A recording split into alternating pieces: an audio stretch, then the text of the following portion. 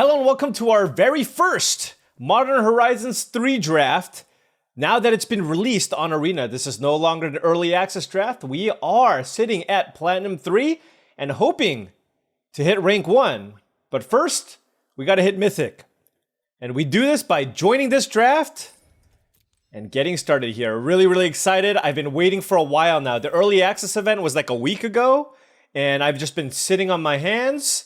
And now I'm ready to get back in and pump out a ton of Modern Horizons content. We might see a couple of two-a-days here in the first few days. Now, before this draft fires, I did want to say, if you've enjoyed this content and wanted to support the channel in another way, I do have a Patreon channel. The link to the Patreon is in the description below, and I do want to give a special shout out to all the current patrons. Thank you so much for your support, as it allows me to continue making this content. Access to the Patreon will give you access to my Discord channel, where there's going to be a lot of talk in the channel about all things Modern Horizons 3. So if you want to up your game in Modern Horizons 3, that's where you want to be. All right, let's take a look at this pack here. Estrid's Invocation. This is a copy enchantment effect, not really something that's all that powerful. So I'm going to look at a couple of these uncommons. I'm just looking at all the cards here in general. And I know everybody's trying to read all the cards, but so am I. There's Fel the Profane, and I assume I'm going to be taking this card. It's a modal double face card. It's either a removal spell or a land. So this card's going to be extremely valuable in this format. Amped Raptor is also fantastic. It's a 2-mana, 2/1 energy payoff card. That's the other card to consider. But I feel like a spell land that acts as a removal spell or a land is just far too good to pass up. There's also Skittering Precursor, which is a solid 3-mana creature.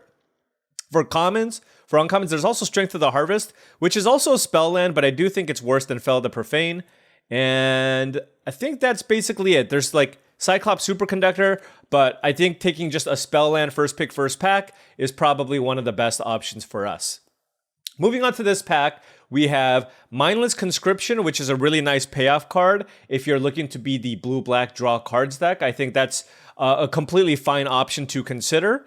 Additionally, there's Waterlogged Teachings, which is a spell land, which taps for blue or black. That also allows you to get an instant card or a card with flash. And I believe Waterlogged Teachings allows you to go get Fel the Profane, because that is an instant, right? So that's pretty cool. It's a land that lets me get a spell.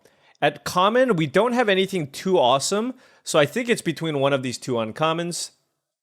So do I want Mindless Conscription, which is a payoff card for draw 3, or the blue-black land that gets me a spell? And this is also just good in a black land. So I'm going to push just taking spell lands here and see what happens.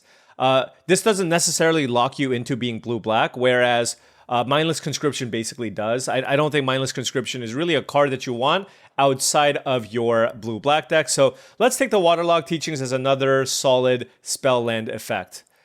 Here we have, okay, well, this is one of the best commons in the set, in the Writhing Chrysalis, but it is pretty far away from what we have so far. That doesn't mean we can't take it, but just want to note that this is by far, in my opinion, the best common in the set. There's It That Heralds the End, but if I'm with a black base, you generally don't want to be the Eldrazi deck, just because I don't think it's particularly strong there. There's an Izzet Generatorium if you want it to be the energy deck, but with the black start, I don't know if that's what we want either. I'm kind of looking at this Writhing Chrysalis just because I feel like it's by far the best card, and I think it's even a card worth splashing. So yeah, I'm just going to take the Chrysalis just because I think it's just that good, and we'll see what happens. All right. Taking a look at this pack, while we are seeing some pretty good Eldrazi stuff. I know I started off the draft with a couple of black cards, but if we do see some really nice Eldrazi effects, that might be where we want to go.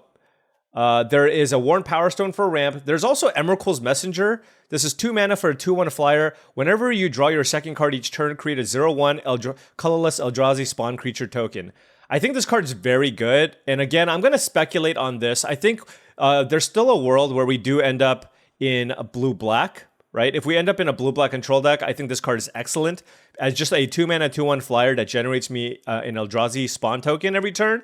So let's go ahead and take that. I mean, we can also potentially be blue, green, red. So let's take the Messenger here And as that gives us kind of outs to being blue-black, or potentially the Eldrazi deck. We'll see. Now we have this pack. Now, I'm not the biggest fan of the Boggart Trawler. I just think this is a little bit below the bar in terms of what you want out of a spell land. So mostly when you take this, you just consider it as mostly a land. Because just the effect is so poor as a creature. For us, there is a Skoa Embermage and a Void Pouncer, but I think Eldrazi Repurposer is better than Skoa Embermage and Void Pouncer. So I think I'm going to take the Repurposer. I do think this card is quite strong as an Eldrazi ramp creature. So let's take that. I mean, I could see a world where we're blue, green, splash, red potentially, but let's just take the Repurposer here and take some of these Eldrazi and just kind of see where things go. It seems like it's that is what's somewhat open right now. We have a Cursed Marauder, which is a decent removal effect, but there's also a Drownyard Lurker, and I'm interested in this. This is actually pretty nice to cycle after a turn 2 Emrakul's Messenger. It does just generate you more Eldrazi spawn. So I think I'm just going to take this, and it looks like we're headed into drafting some kind of an Eldrazi deck, maybe some kind of a blue-green splash red deck. We'll see where this goes.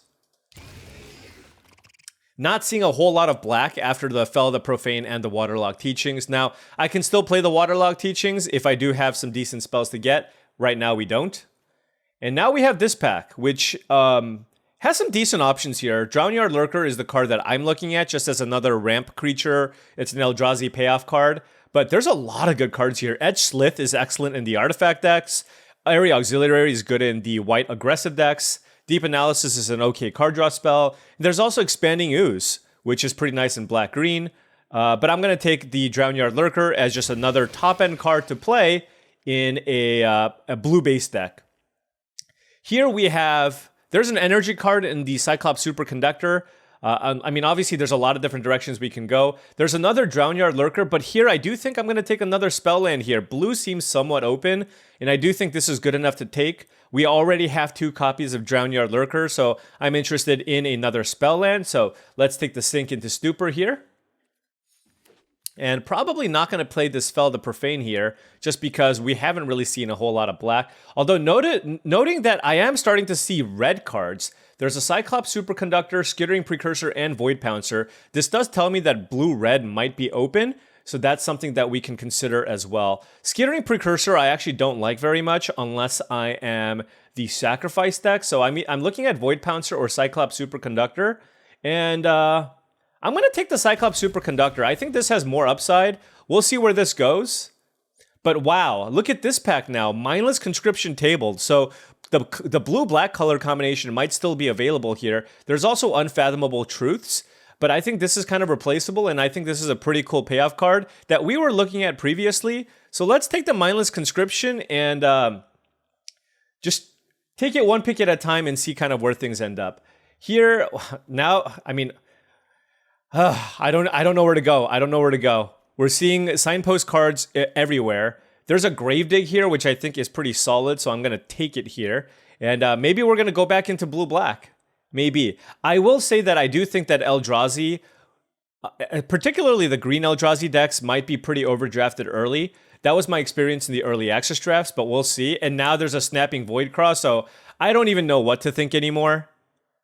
It just seems like everything could be available, and that makes this very difficult to draft. This is a colorless source. I would much rather have the fetch lands, but it is what it is. I think, if anything, I know that I'm not probably going to be blue-red, so I don't think I want the Electrozoa or the Cyclops Superconductor, but we can go any combination of blue-black card draw or blue-green Eldrazi. All right, what do we have in this pack? Ophiomancer is quite strong, so this is probably going to be the best card in this pack. Just a 3-mana 2/2 that makes a 1/1 Death Touch Snake. Stomp is also incredible. If I do end up being a blue-green or a blue-green-red deck, Stomp is also incredible. And I think those are the 2 options. So do I want the dual land, that's a bite spell, or the Ophiomancer in a blue-black shell? That is tough. Now, Mindless Conscription tabled, but we didn't see a lot of the other good black removal spells. And we saw the Snapping Voidcraw table. I think I'm going to take the Stump Stomp. I think blue-black specifically might be available because this is a signpost card. But I don't know that black itself is open just because I didn't see a lot of the removal. So yeah, let's just go back into maybe a blue-green deck here just because we saw that Snapping Voidcraw. And let's take a look at this pack. Couple of amazing options here. Bridgeworks Battle. It's another spell land. It's a Savage Smash or a Forest. That card's amazing. Emrakul's Messenger is also quite nice as a way to make a bunch of spawns. But a card that I've been really, really impressed with is Breaker of Creation. So I think I'm going to take this. Now, you might be thinking, well, what about the spell land? I think these cards are both very good. Bridgeworks Battle and Emrakul's Messenger. But from what I've seen so far, Breaker of Creation has been incredible. Nearly a bomb level type card. It's really hard to kill and it gains you a ton of life when you cast it. It's exactly the type of Eldrazi that you want to play as your win condition. So, oftentimes you want to take the cheap cards, but here I will take the Breaker of Creation because I really want to just test and see how good this card is in this blue-green ramp archetype. Now we have a complete whiff of a pack here. If we want to be blue, green, red, there is literally nothing. A bunch of black cards, a black green card. There's a Decree of Justice, which I'm not interested in.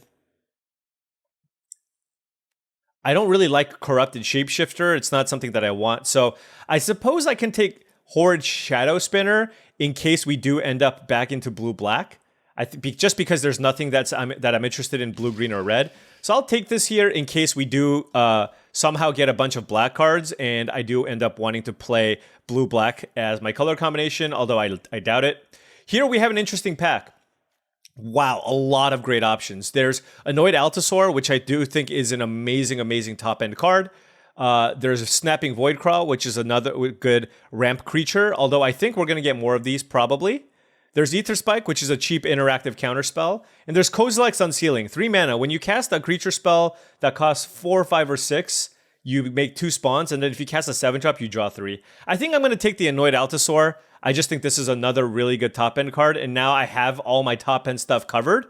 I do think this is a cut above, like a B or B plus level creature. So I will take the Annoyed Altasaur, and then now I will focus on taking the mana acceleration type effects. Here we have, a couple of great Eldrazi. There's Warped Tusker, a 7-mana 6/8 cycler that has reach. But I'm going to take the Twisted Riddle Keeper. This card's amazing. 8 mana for a 5/5 flyer. When it enters a battlefield, you stun 2 things. Or you can emerge it. So you can play it for like 4 or 5 mana. And then you still get a 5/5 flyer that stuns 2 things. This card is incredible. So it does seem like blue-green is where we want to be. And we have no shortage of top-end cards here. So now we are really going to be focusing on taking some cheap stuff and maybe some interactive stuff. Here we have Hydroelectric Specimen, which is a spell land. It's just 1/4 that redirects things. There's Tempest Harvester, which is just a decent 2-drop. It's okay with the Emrakul's Messenger, but I don't know that I want it here. The question is whether or not I want a spell land or a colorless land that gets me a blue source. I think I'm just going to push the limits of these spell lands and take them right now when I can. Even though this one is not necessarily the best one. It's still a spell land.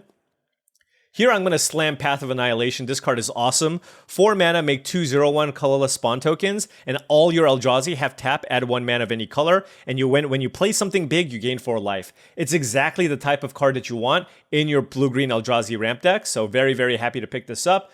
We'll be passing a Drownyard Lurker. All right, got the 4-drop. Let's focus on some cheap cards here, potentially. We are low on cheap things, so I will definitely put a priority on that. Here, I will take another spell land and Sink into Stupor. It's a bounce spell or a remand type effect on a land, which is good. There's also Deem Inferior, which is a fine bounce spell, but I will take the Sink into Stupor here. And now we have the pack that had nothing for us before. So not surprising that there's nothing for us now. I will just take a rare, I guess, because I'm not playing any of these cards. Now we have this card, this pack. Which one do I want? I'm blue-green, maybe splashing red. So I'm going to take the blue-green land here. There's a Writhing Chrysalis, so maybe I should take the Seething Landscape, actually. Yeah, you know what? Actually, I'm pretty interested in playing this Chrysalis, so I'll take the Seething Landscape because this is a colorless land that gets me a red source, and if I play one mountain, that's 2 red sources for the Chrysalis. Here, wow, Glyph Elemental and Decree of Justice this late, that's pretty wild, but I'm not going to take either of those cards. I will just take Roshin, even though I'm probably not going to play it. And now we have Ether Spike versus Suppression Ray. And this is an instance where I don't have enough things to do early. I know this is a spell land, but this is only really good if you generate a lot of energy. I'm going to take Ether Spike just to have a 2-mana way to interact with my opponent. And here I'll take Demon Inferior. This is also just a fine interactive spell for me to play. And I'm happy that I'm getting these cards late because we do have a bunch of spell lands. So my deck certainly has a lot of room here to... Because if I put the spell lands here, my deck just has a lot of room. 18 minus 4 is 14. 13? So I mean, I can... Oh, 12? I took a bunch of spell lands, so we're good there. What just happened? Hold on. Okay. My deck just ended up looking super, super weird. This of the Restless is pretty nice.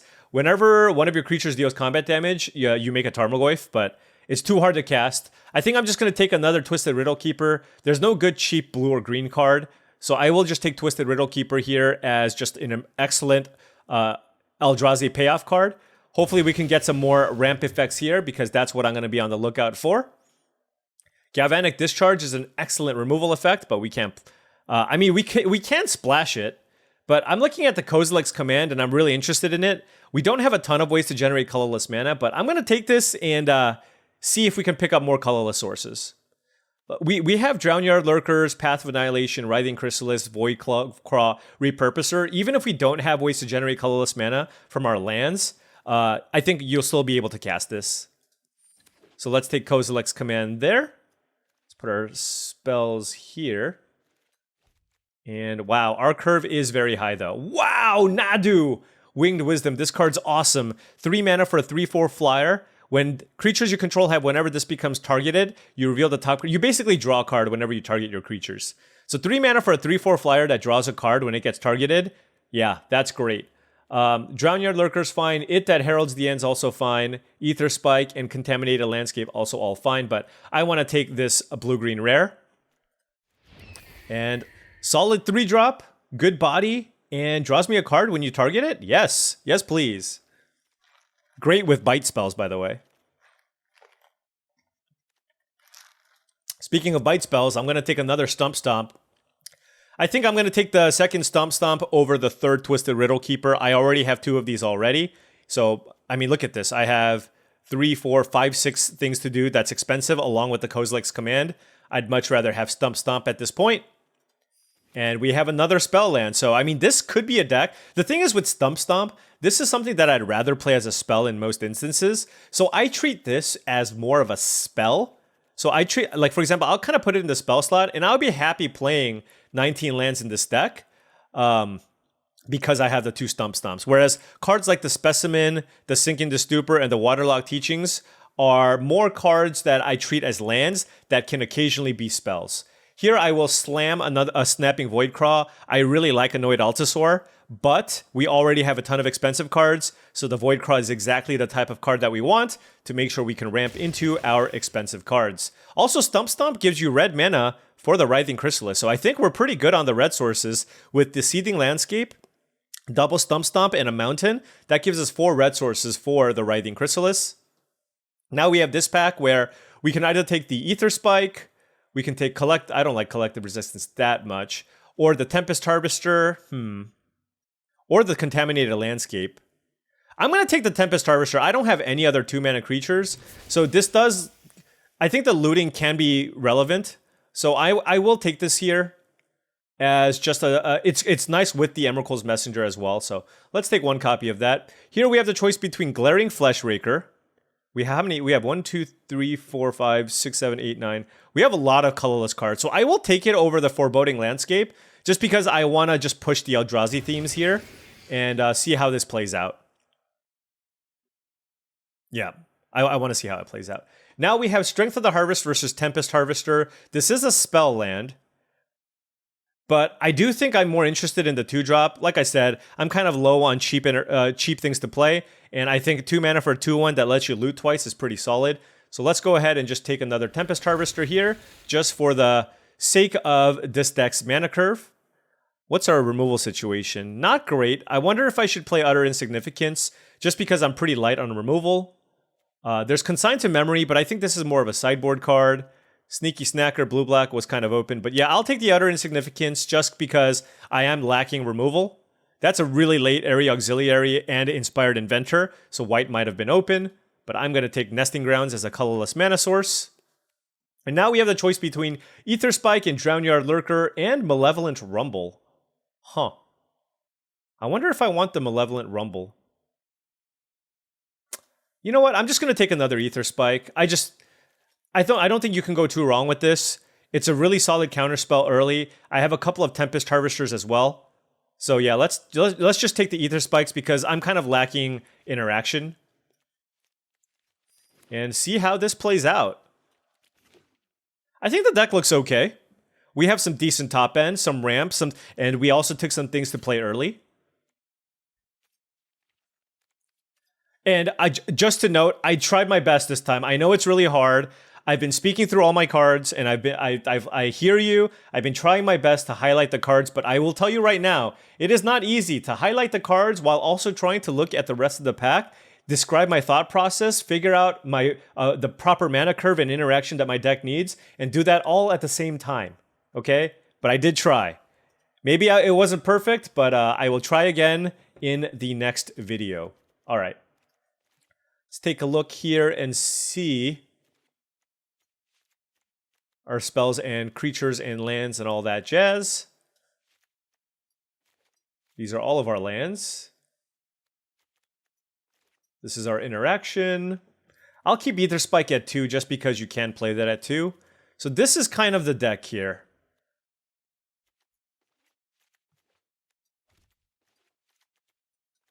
Something like that. Okay. 1, 2, 3, 4, 5, 6, 7, 8, 9, 10, 11, 12, 13, 14, 15, 16, 17, 18, 19, 20, 21. Okay. 21 here and then playing 19 lands seems about fine. I really wanted, one card that I think is just awesome is the 2-mana 1/2 Death Toucher that taps to add any color mana or colorless. I think I had an opportunity at another Snapping Voidcraw, but I didn't take it. I have a Nesting Grounds here just as a colorless land. It moves a counter from a permanent I control onto another permanent. Does that matter for me? I don't know that it does. I can do it with the Writhing Chrysalis, I guess.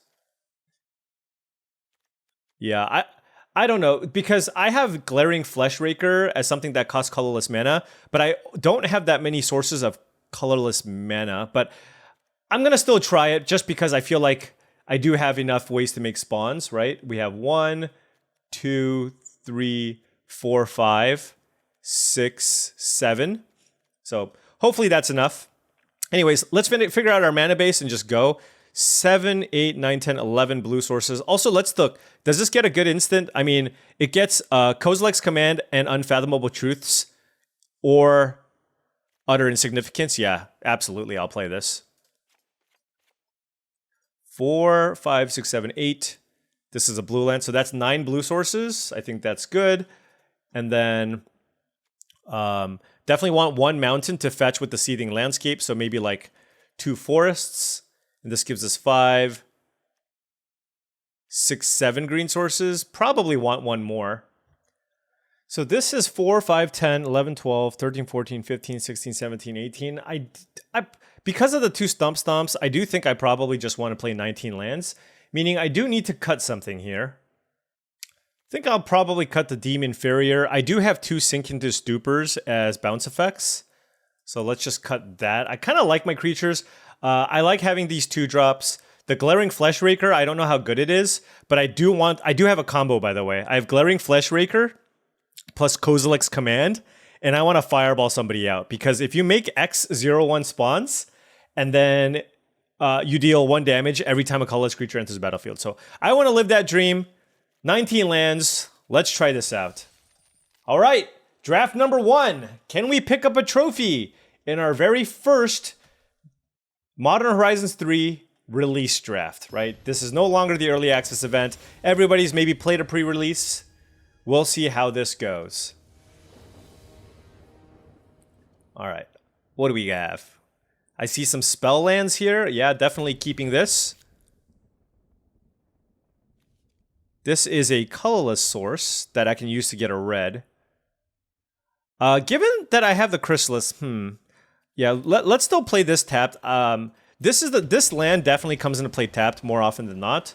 But I just want to play this tapped just because I have to pay 3 life to play this otherwise. Now I will play a turn 2 Seething Landscape and pass. So now I have the option of casting Ether Spike or fetching the Mountain. I'm not going to worry about the Breaker of Creation. I'm going to be able to cast this off of my Writhing Chrysalis, so it's just not something I'm too worried about. They went and got a Thief of Existence. Okay, that card is great. Let's go ahead and get the Mountain here.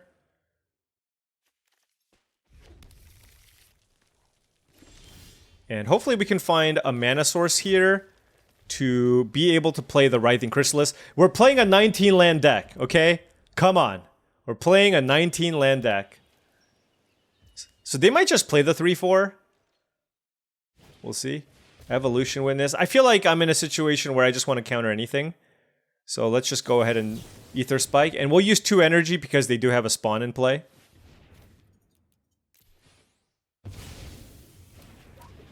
Alright, give us a land here.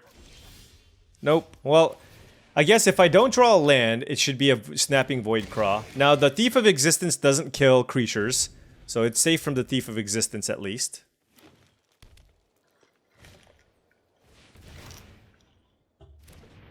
Alright.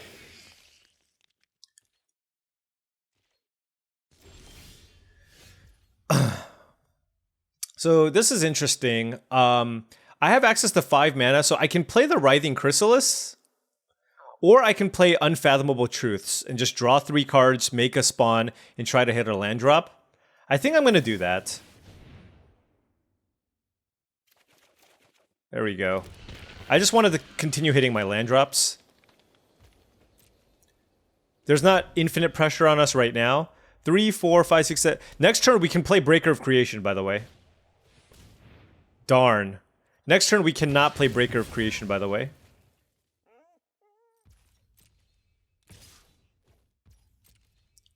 They used Horrific Assault to bite my creature. We still have access to a good number of mana, a good amount of mana here. So I have a few options. Oh no, I don't have 7 mana. So I can play the Writhing Chrysalis, and it can't get countered because I have the mana to pay for it. So let's go ahead and play the Writhing Chrysalis.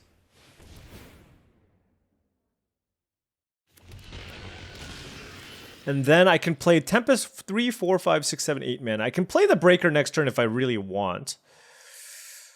I'm just debating whether or not I want to play the Tempest Harvester this turn or if I want to wait. I guess I should just save my resources if I can.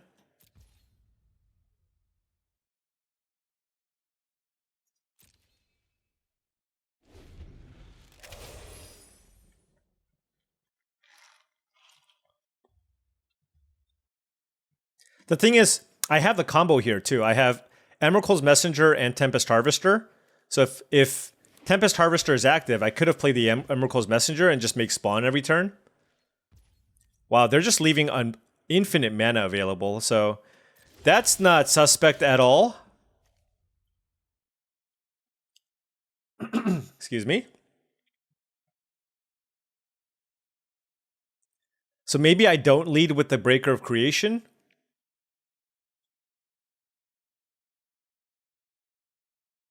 Yeah, it's kind of interesting. I can play the Cascade spell, but then I can't play something big on the following turn if I do that. If I play the Drownyard Lurker, I still get a spawn back.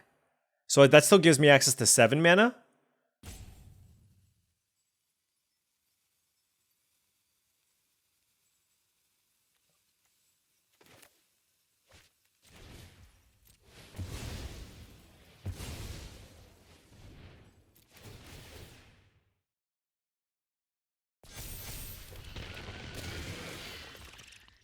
All right. Let's attack with this Chrysalis into 6 open mana. Yeah, it was a little scary, I'm not gonna lie. It was a little bit scary. But, trying to put some pressure on here.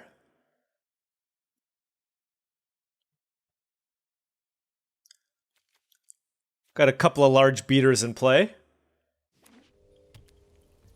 They played this. What are they? Oh, I gotta be careful of just some giant Eldrazi type creature, huh? I'm doing this now just so my Chrysalis can grow. And I gained 8 life. I mean, that card's so good. 4, 5, 6, 7, 8. Okay. I'm just thinking about Kozilek, Emrakul, cards of that nature. What is this? Oh. What's in their hand? That was pretty weak. I'm not gonna lie. And look at this, by the way. This is a 4 mana common, by the way. It's a 6/7 now. It's a 4 mana 6/7. Are you real? Can't be real.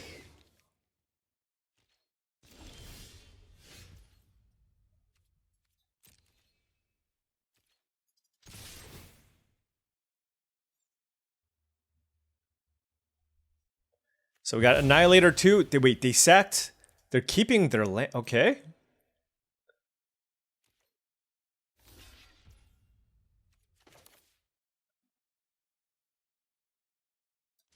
Yeah, they're super dead. They're just taking 13 here. Alright. So it looks like they were trying to do the Eldrazi ramp thing, but we were able to ramp a little bit better there. And okay, 1-0. What are these tickets? I have no idea what those tickets are. Okay, I guess it's for this. Alrighty, up 1-0. Can we continue rattling off some wins? Let's take a look at our hand. 2 forests, an island, a spell land, Voidcraw, Nadu. Yes, yes. This hand looks awesome. This hand looks awesome. Still gonna play the first Sink into Stupor tapped. I just love playing these first if I can help it, unless my hand is just all lands. You want to play these tap lands first. So we have a turn 3 Voidcraw or Nadu. Me drawing the Twisted Riddle Keeper does make things a little more interesting. Probably still want to play the Nadu. I mean, you play this and it's a 3/4, and if they kill it, you still draw a card. Seems amazing.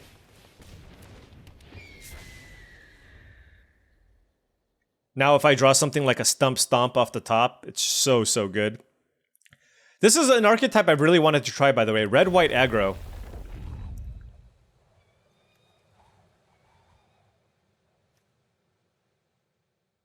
Red-White Energy Aggro. Oh, this is a pretty nice 3-drop against Energy Aggro. What if I just draw my mountain naturally? How awesome would that be? Wow, what kind of start is this? Yes, Nadu.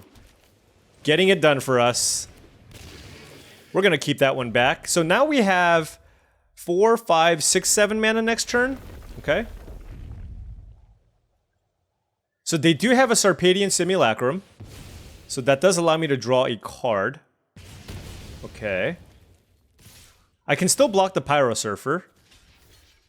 And then, oh, that was perfect. We can just play a turn 5 Drownyard Lurker. Alright. I mean, we're at 13 though. But that was a pretty good turn. And we have a double Twisted Riddle Keeper. If I just draw a land, I can just... Actually, no, I can sack my spawn and just start casting these and just tapping all my opponent's stuff down. So I'm very interested in tapping down my opponent's flyers. They're going to get me for 3 in the air with the Phoenix. But they can't really attack with the Pyro Surfer. Unless they care about the Battle Cry for the last few points of damage. But this is an excellent curvaceous start here from the opponent. But hopefully we can just overpower them with our blue cards.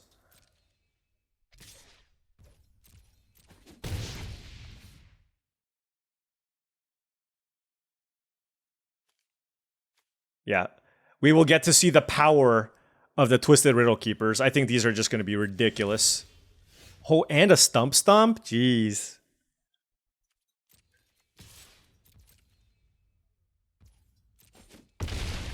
Alright, let's play it.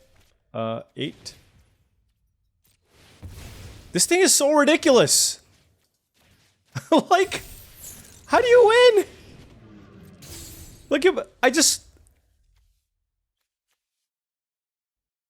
I get to attack for 12 and play another one? Oh, I needed to play Stump Stomp. Oh, I needed to play Stump Stomp as a land. Oh my gosh, I just wasn't even thinking.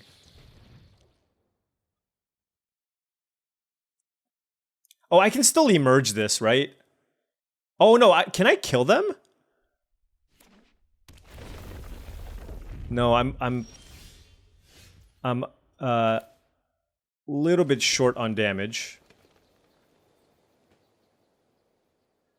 Huh.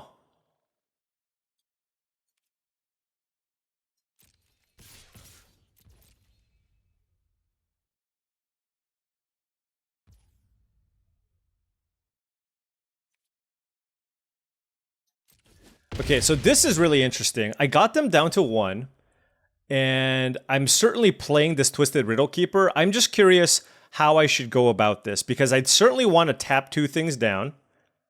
Probably the Flyers, and then I think I want to fight the Pyro Surfer. So yeah, let's emerge. How much does this cost? Blue? Emerge?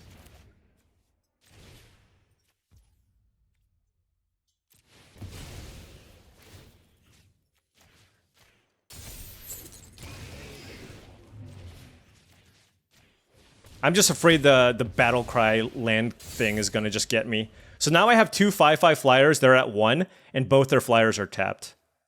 Twisted Riddle Keeper, heck of a card. I mean, the fact that you can emerge this and this just gives you the flexibility to do that, so that you can double spell or do whatever. This card is legit. We can still double block the charge bug.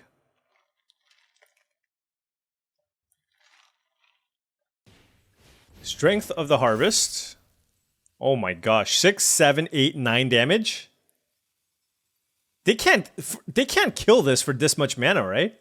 Oh, they have Galvanic Discharge. So if they kill something, 6, 7, 8, 9 damage. Oh my gosh. They were 1 damage short. Wow. That's insane. That's how close they came to killing us, despite our incredible draw. So I'm really glad we went with the tappers into the Stump Stomp. I could have sacrificed my Lurker, which seems a little bit crazy. But I could have sacrificed my Lurker so that I have an extra creature that's untapped. I just didn't think I was going to die with a pair of Charge Bugs in play, right? I'm at 10 life with 2 Charge Bugs in play. That's 4 damage. But they almost got us. All right, we got 2 lands. We have 3 lands, so I think I'm going to keep. This hand is a little bit on the slow side, though. I definitely need a way to generate colorless mana. Again, playing the Sink into Stupor tapped. Man, these spell lands are so good, though. Just giving you that flexibility. Wow, Eldrazi Repurposer was a perfect draw here.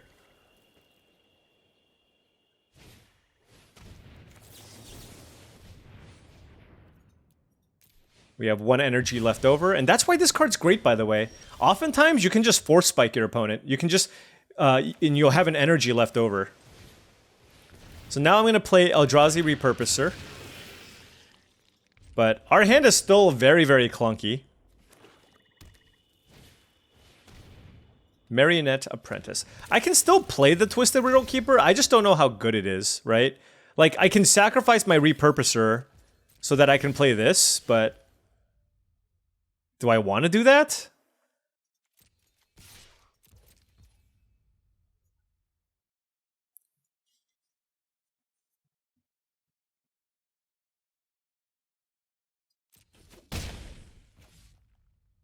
I can also play the Glaring Flesh Raker.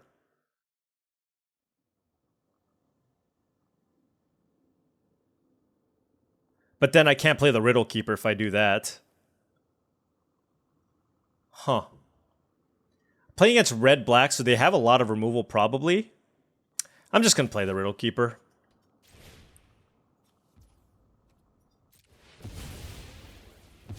I just don't have that much else going on here. Oh, wait! Oh, no, no, no, no, no! I just realized what this could do! Okay, reading is hard. I could have tapped lands. I should have at least tapped the black-red land. That one's my bad. I should have tapped the lands, because they probably have the hero's downfall here. Potentially. Okay, they didn't. I'll play the Glaring Fleshraker here.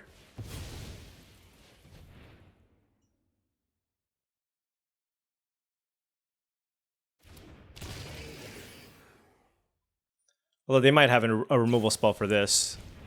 Sure.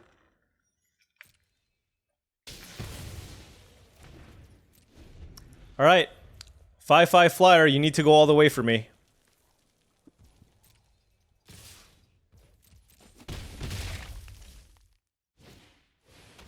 Whoa! Shilgengar? Let's do that.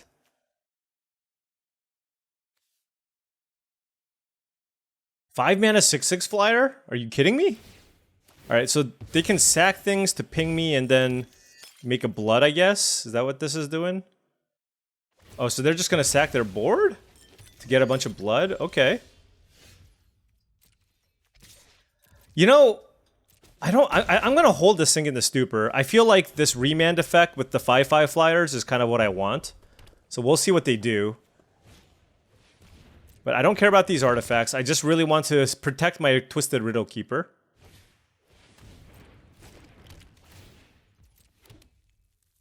I'm surprised they didn't use the blood to discard the Transmogrant, to be honest. Oh, Furnace Hellkite. I see.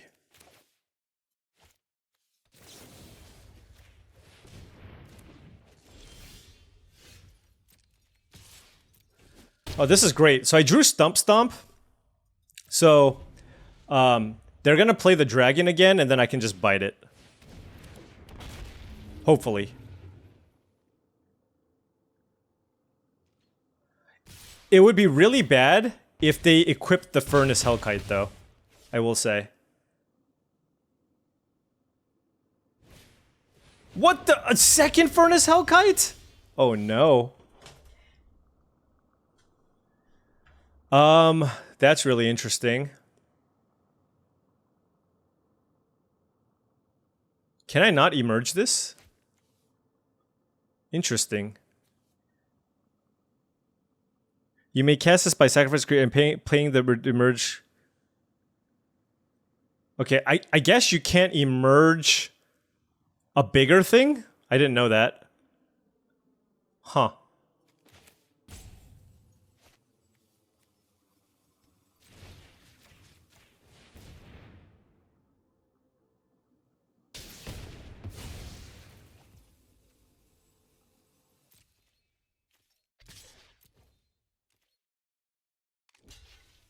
Alright, Emrakul's Messenger.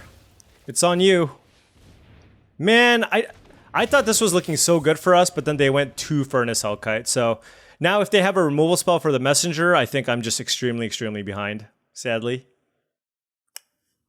Yeah, the second 5/5 flyer, quite strong. So looks like they have a very solid base for a Rakdos Affinity deck, right? Marionette Apprentice, Pyretic Rebirth, double Hellkite, Transmogrant, even Shilgengar making blood tokens, they're artifacts, which also really help with affinity. So what we're going to want to see here is our opponent sacrificing blood tokens here, because that means that they don't have the removal spell for the Emrakul's Messenger. And then we need to fade 3 draw steps, right? The draw step for the turn, and then the 2 cycles for the blood. All right, here's the next blood. If we can dodge this removal spell, we are good. Oh wait, they had a removal spell. Well, then we're just dead. We're just dead then. They could have played Land Simulacrum and gotten us. So we are definite. Like this Messenger is definitely dead.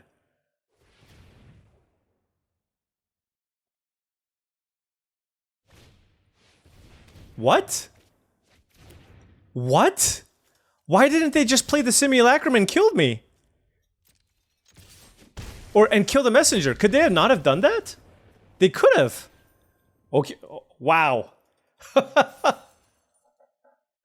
I will accept. I will accept and move on and be happy. Look, it's day one, okay? It's day one. People want to play their cool stuff. I get it. Alrighty. Blue, red, green, keep. We have a couple of Drownyard Lurkers here to cycle.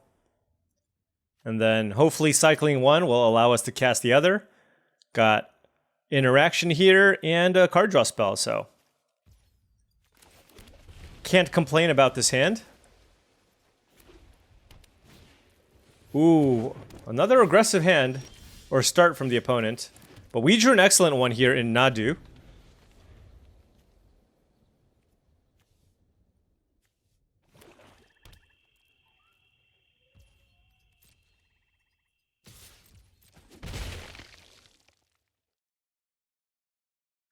Question is whether or not I want to fire off this utter insignificance right away.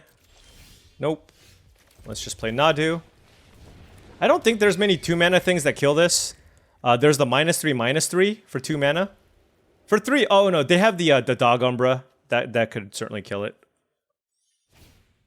It's okay. Oh, Refurbished Familiar, huh? I guess I will discard this, because I'm not close to casting it. Alright, I'm going to cycle this immediately, just to try to hit a land. Alright, great. And I'm going to keep this back. 2 flyers against my 1. And my deck is the type of deck that's looking to go long, so I do think I'd rather keep the Nadu back.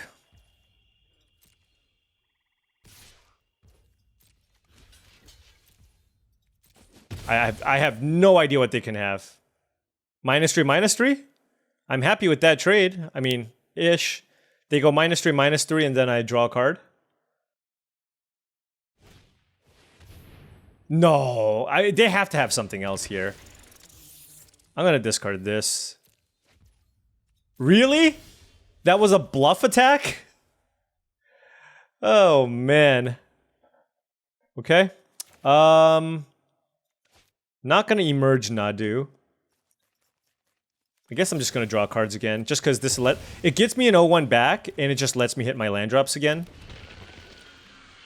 And I think I like Waterlog Teachings more than Sinking the Stupor, just because this is an actual spell. This can get me... What can this get me, though? These are the 2 good cards I wanted. I guess it could get me a Sinking the Stupor. Hold on. I guess it can get me a counterspell too. That attack was wild. There must be some combat trick I just wasn't playing around, just because I don't know. I guess I should have kept Utter Insignificance. I'm gonna get Shilgin Guard. Damn.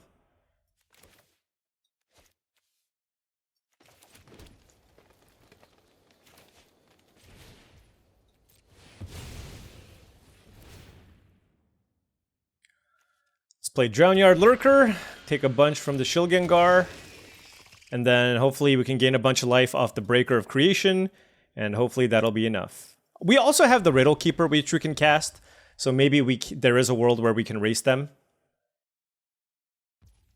But it really depends on this. The thing is, if they had a removal spell for my Nadu, I feel like they would have cast it on a previous turn. So I don't think that they do.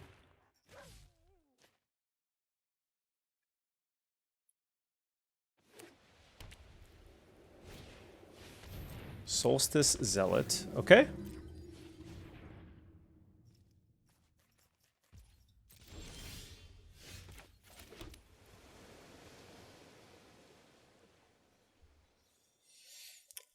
Hexproof from each color. So I don't think this can be targeted by the Zealot, right?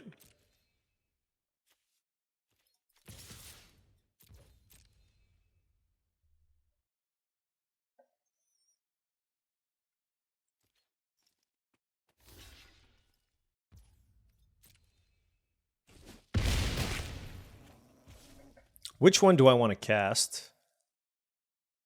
Oh, I can only cast this one. I can't actually cast this. Oh, wow. Yeah. Oh, that's unfortunate. In my mind, okay. Well, then I guess we just cast this.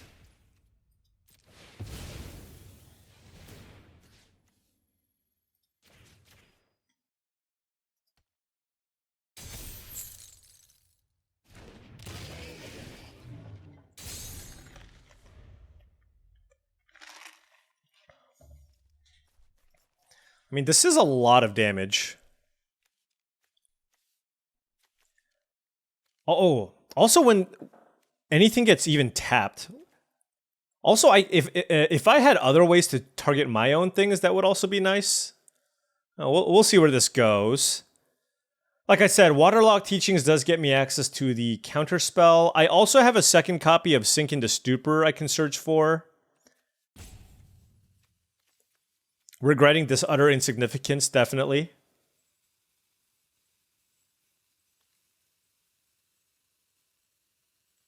What a card. Couldn't they have block sacked? Right? Block sack, make a blood. Oh, this is also good with equipment. Yeah, so I just haven't really gotten to play with this much, so just trying to figure out where this would be very, very good. It looks like, oh, they can play it too? Alright, well. Guess I'll discard the land.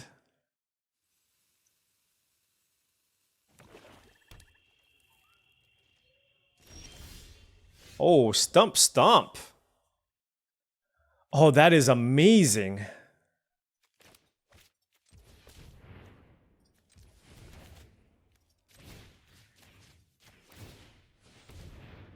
I get to draw, or whatever this effect is. I can put this into play, right? Oh, did it just automatically put it into play? Okay. Put it onto the battlefield. Yeah, that's awesome. And I still have the mana to Waterlogged Teachings for a counterspell.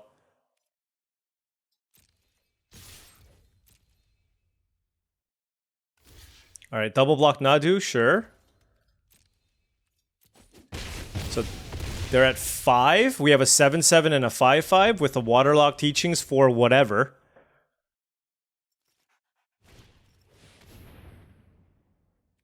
That is fine.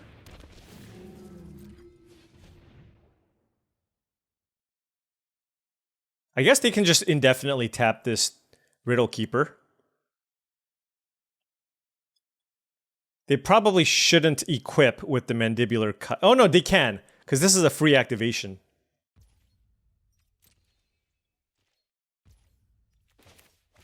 Well, I might as well play this. Because I actually don't know what else I can get. Oh, this is... Oh, Flash. Oh.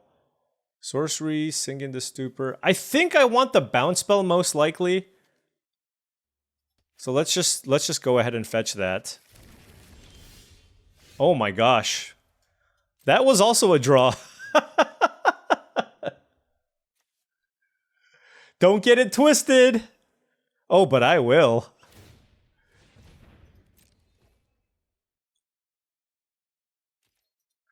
Yeah. As you can see, this card is pretty good. We've emerged it, we've hardcast it, and it's just always been fantastic. What the heck? What is this? Oh, -3, -3? Yep. 2 mana, -3, -3 probably. Or it's a combat trick. I don't know all the combat tricks, but I'm thinking this is Wither and Bloom. Okay, it is Wither and Bloom. I'm gonna just let this trade happen and just cast my other Riddle Keeper, to be honest.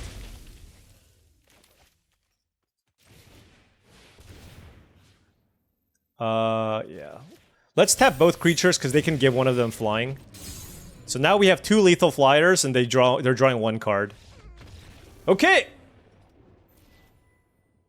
Twisted Riddle Keeper, MVP, and we are quickly ascending the ranks here. Platinum 2.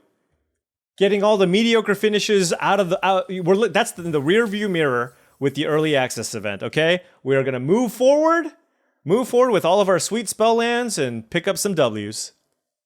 All right. On the play here, we have infinite blue sources.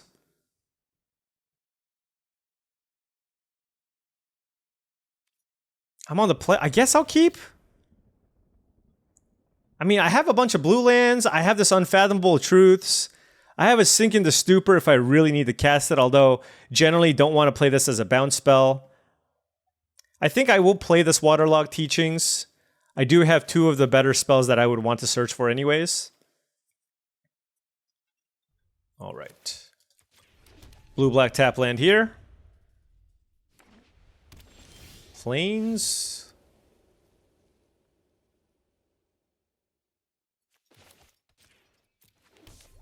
I'm not sure. Do I just want a 3-mana 1/4? Am I going to regret this? Oh, yeah.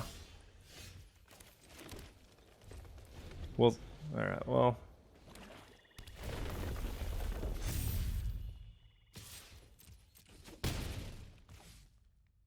Do I want to bounce this? Probably. Just as a tempo play.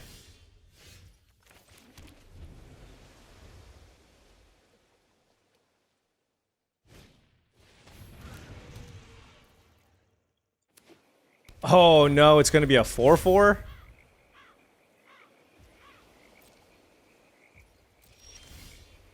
Oh, that was great. Alright, Writhing Chrysalis, come on down. Just naturally drawing the mountain like a boss. Alright, so Glyph Elemental is sitting at a 4/4. This card's excellent, by the way. Just 2 mana, 2/2, landfall, get a +1/+1 counter is just a very, very good card. I mean, I bounced this, and it's a 5/5.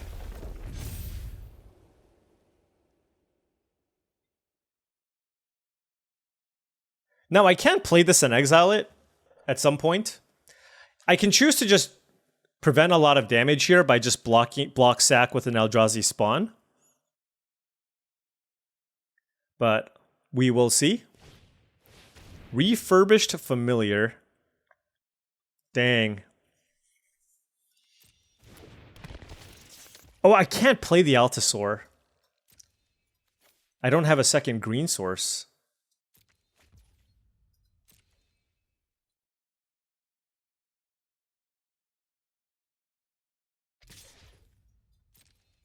So might as well just block.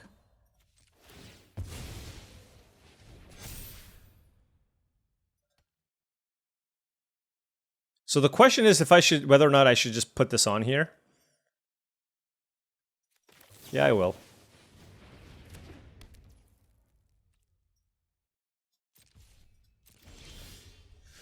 Of course I draw the green source.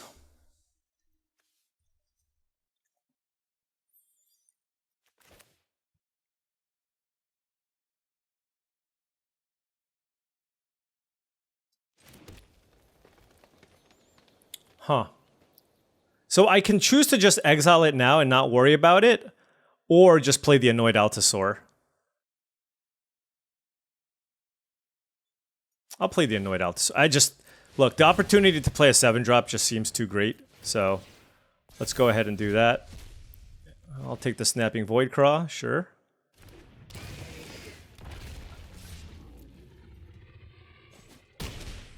Look, everything has reach. Just know that. When you're green, everything has reach.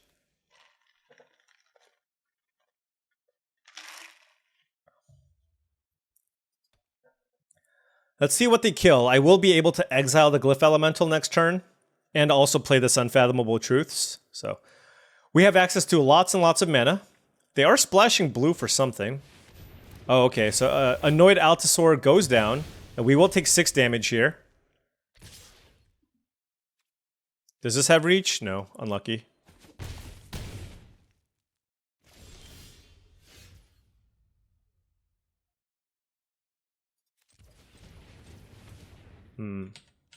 It's actually interesting how I do this.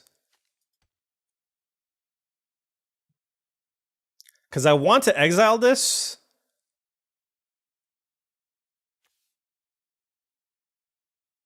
But I also want to keep up sinking the Stupor. Now let's just play Unfathomable Truths.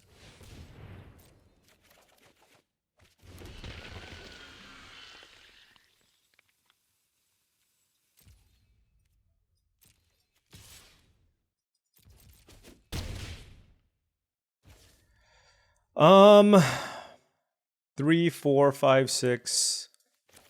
I'm actually just gonna play this.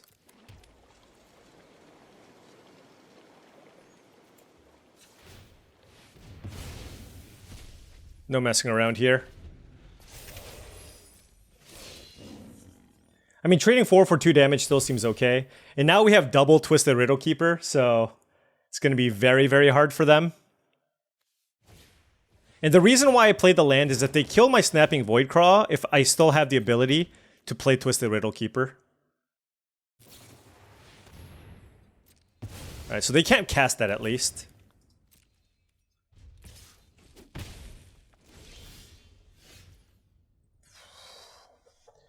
Oh, this is interesting. So what does this do? Target creature you control gets double strike until end of turn.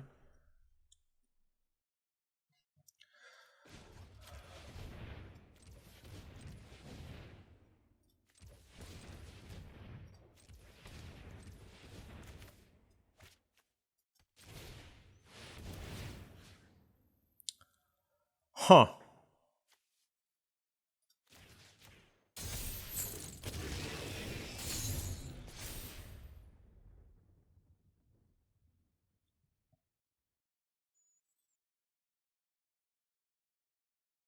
So, if I draw one more land, I can play Nadu and Twisted Riddle Keeper. I can also emerge the Riddle Keeper and play Nadu with Ether Spike up, but a lot of it will depend on what they have. Now, remember, they can't play the Writhing Chrysalis unless they have colorless mana or red and green. That's how the Abstruse Appropriation works. Really good interactive, though, spells. So, this card is still just a 4-mana removal spell, right? It's still very good. Did not expect Serum Visionary on the splash, I will say.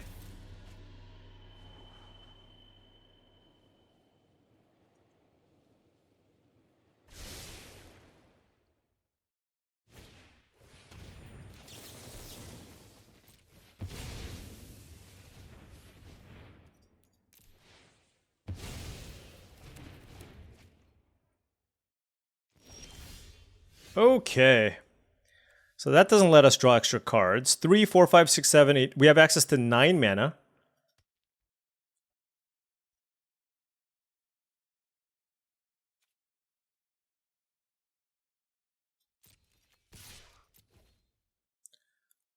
They could very easily block with this Mandibular Kite.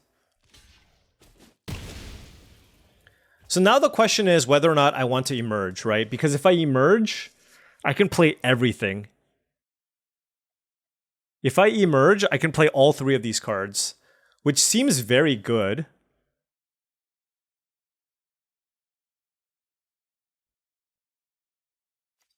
So if I go colorless...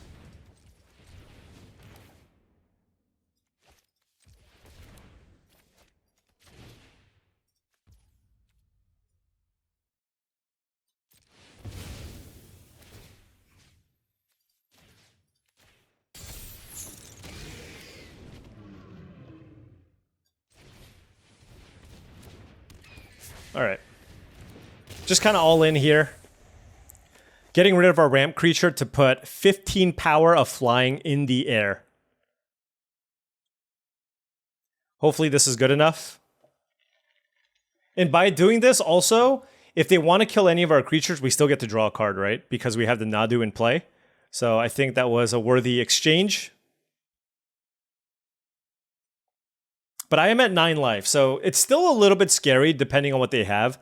Clearly they have action. They have 5 cards in hand. But even if they kill... So if they kill one of our flyers, I'll get to draw a card. If they kill Nadu, they're dead. Right? If they kill Nadu, they're dead. So they have to kill Riddle Keeper. If they equip the 2/1 flyer, then they'll block a Riddle Keeper and go to 2. This would be an excellent time to draw one of our spell lands.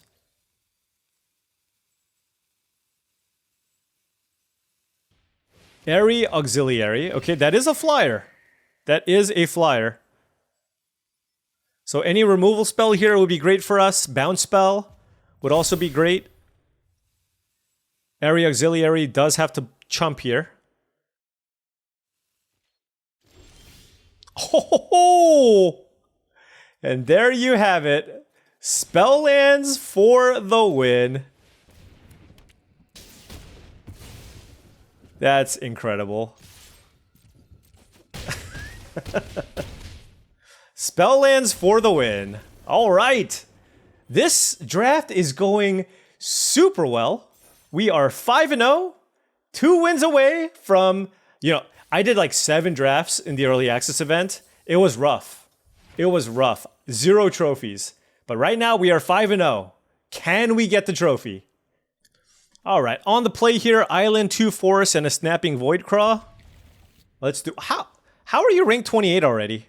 Oh, I guess you could have played ranked all this time. My thing is, once I stopped doing my road to rank 1 for the month, I just kind of stopped playing that set just because... I don't know. There's not that much reason to, just because I've already created all the content. So... I just kind of stopped playing rank. I was doing set reviews and all this other stuff. But I think I will say for the next one, we might just continue doing just more draft content. It does feel like most people prefer that in general. So that's what I think I'm going to be doing moving forward, is just content all the way until the next set comes out, right? Just more draft videos all the time. Snapping Voidcraw, please don't kill this. My entire game plan here revolves around Snapping Voidcraw not dying. Clearly it died. That's why you're ranked 28, and I'm Platinum 2. You see? This is the difference. I mean, obviously I'm keeping that hand. What am I getting here? Probably the draw 3.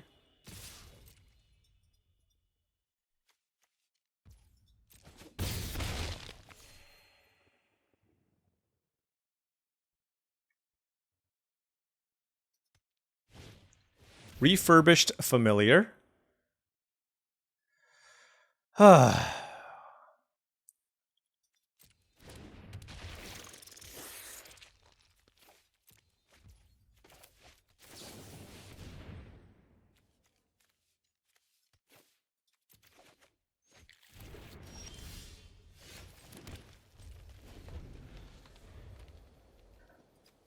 Kozilek's Command seemed like the worst of all of these cards.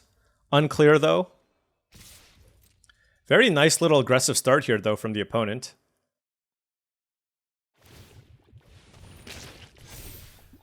Wow, that is a little bit surprising. I feel like you wanted to add to the board, but I assume they're going to play another 2-drop. Sure.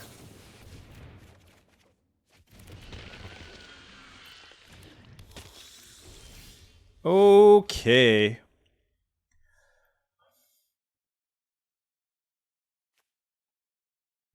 Well, this is a lot of stuff.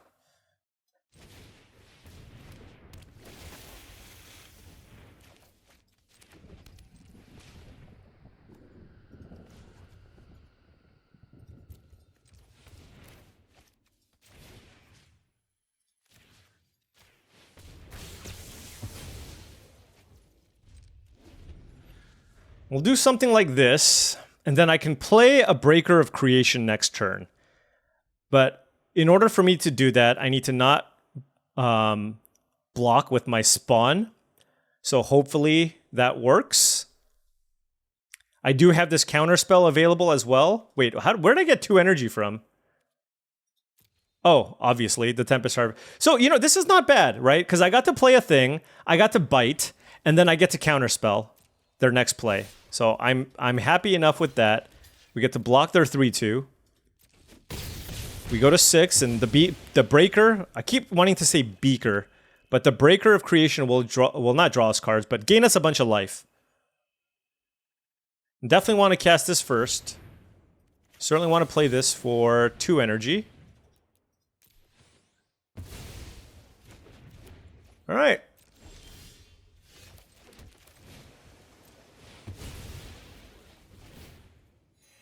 Gains, what was that? Gain 7? 8-4 Annihilator 2? Okay. They can't kill it. Metastatic Evangel. Get a counter. Okay, so they can start populating onto this, which is pretty good. It does have Menace. Wow, what a draw. Maybe I should have played this first, because I'm going to play it anyways.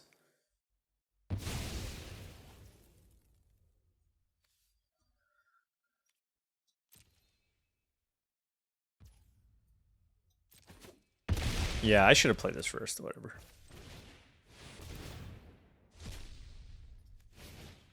All right. Well, that's a lot of action. Yep. Breaker of Creation. I am glad we took that one. What a beating that was. Whew. But I really hope this isn't the case, but I feel like it might be, okay?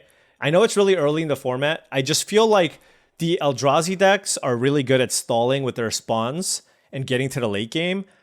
And I feel like there's going to be a lot of games where that invalidates most mid-range strategies, right? Where if they're trying to get like cute little 2-for-1s here and there, and then you just start slamming your just 8 mana uncommon Eldrazi's that's unkillable, that annihilates 2, and what have you. I don't know. Let me know what you think. It's still really early, but that's my fear. My fear is that the Eldrazi invalidates mid-range strategies. I could be wrong, but that is my fear. This is a great hand. Turn 2 Emrakul's Messenger. I'm not sure how much I like the Glaring Fleshraker. This might be better in a more dedicated deck that has a lot more colorless mana, because you really want to play this early, but I don't know that my deck's capable of doing that. I'm going to hold on to the Stump Stomp here. It's an excellent combo with the Nadu. So I'm going to go turn 2 Emrakul's Messenger, turn 3 Nadu into Stump Stomp. This card's excellent in blue-black. There's so many... I mean, blue just has so many ways to cantrip.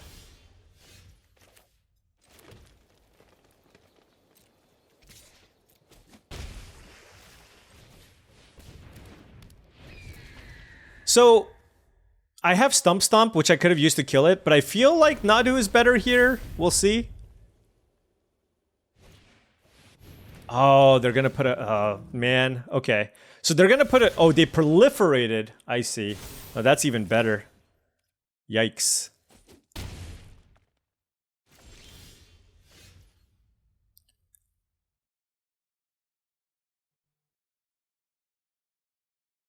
The question here is whether or not I want to Stump Stomp here or play the Snapping Voidcraw.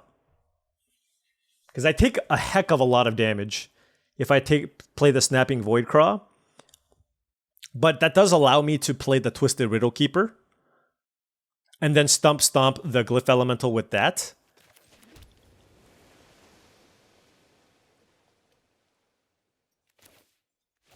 Yeah, let's play the Voidcraw.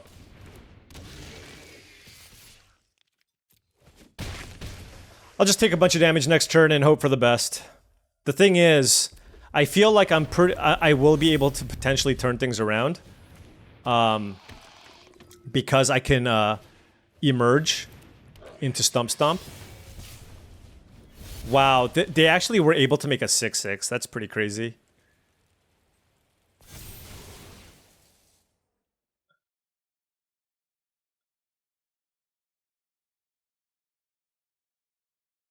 Oh wow, this is so much. What a curvy start here.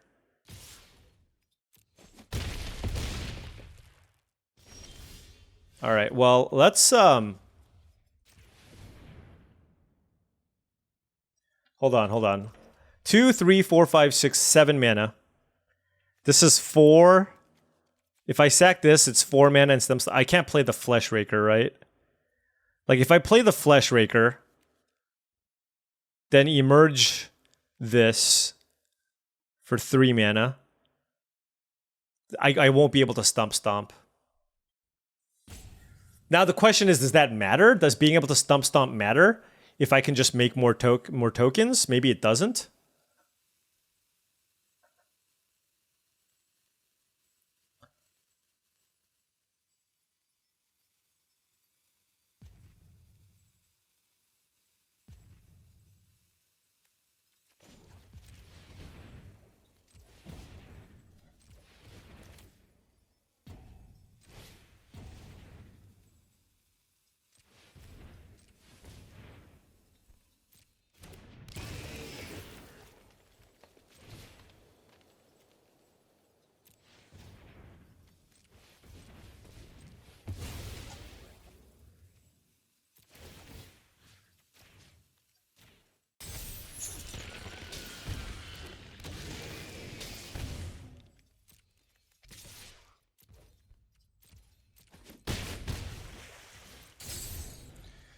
All right, let's hope that that was good enough.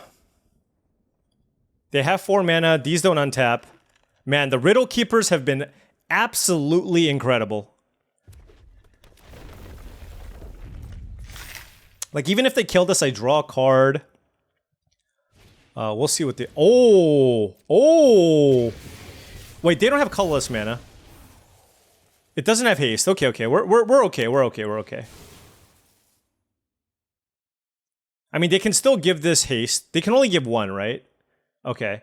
So the Void Pouncer can have haste, but we can just block with the Riddle Keeper. Oh, wait, are they just dead? I think so. Oh no, they can give it haste. Oh, until end of turn. So that doesn't quite do it either.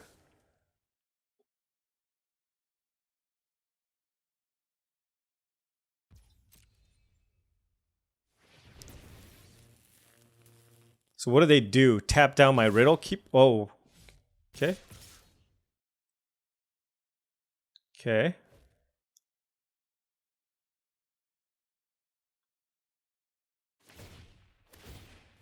Alright. Resolve. Path of Annihilation. Okay.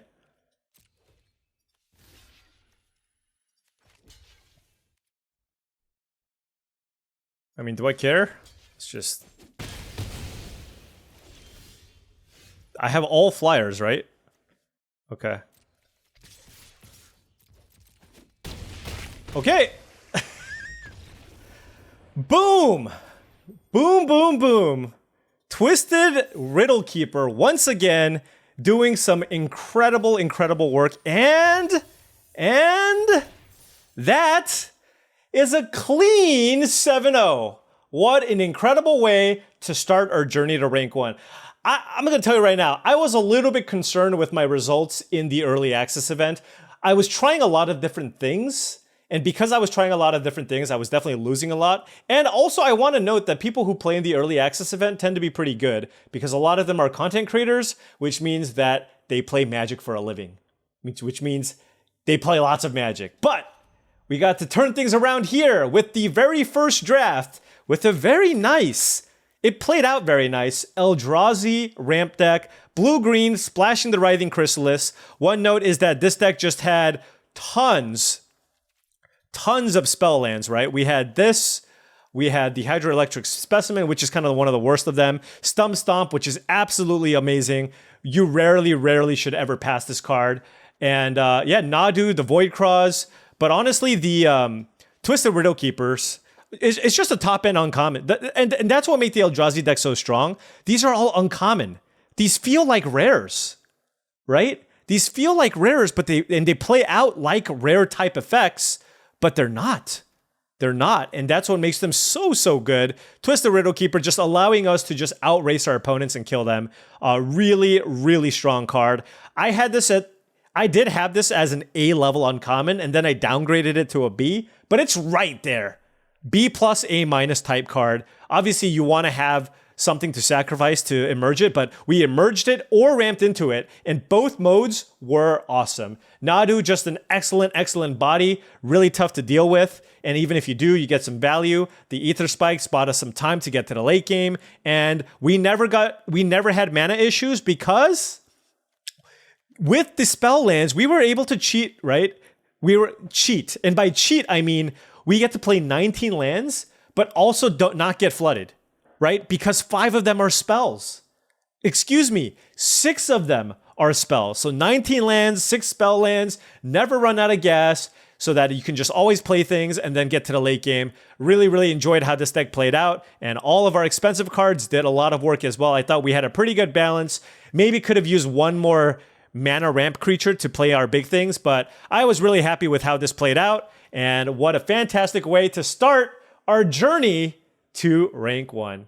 Anyways, thank you so much for watching. I really do appreciate it. Feel free to hit the like or subscribe button for more daily videos just like this.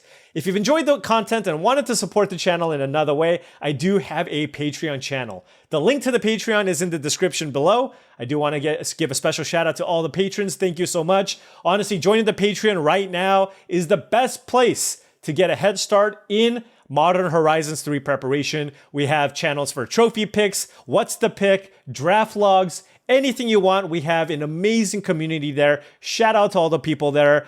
Even when I'm not on, even when I'm sleeping, people are on there talking about picks and talking about how they can all improve their limited game. So great place to start if you join the Patreon, patreon.com/paulcheon.